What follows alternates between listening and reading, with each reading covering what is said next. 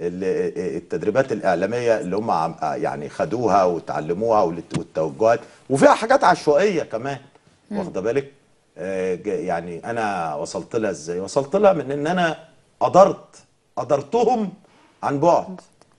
وهو دي أحد أنواع الإدارة اللي أنا اتعلمتها من اليهود، الإدارة عن بعد.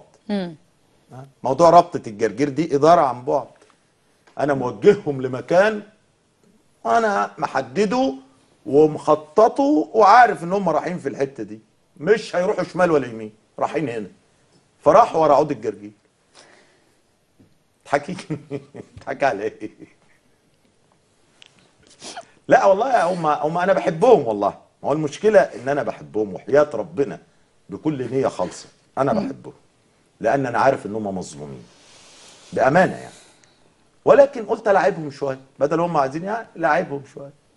ايه اللي هيحصل يعني؟ مين يا دكتور؟ يعني انا اللي انا ملاحظاه قوي، ودايما يعني حابه ان انا اتكلم في الموضوع ده.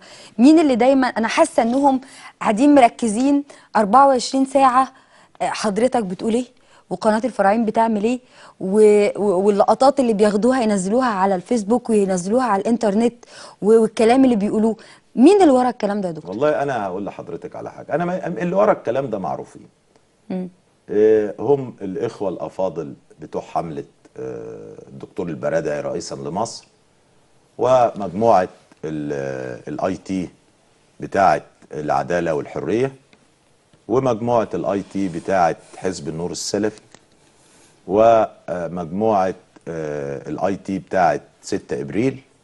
هم دول اللي ورا الموضوعات دي كلهم يعني. بس مفيش اكتر من كده. واحد في واحدة بقى عامله كده شويه حاجات، بس دي عندها موضوع نفسي يعني، حاجه خاصه بيها يعني، ما فيش يعني. لا، ما مش هقولها يعني، ملهاش لازمه يعني. طيب.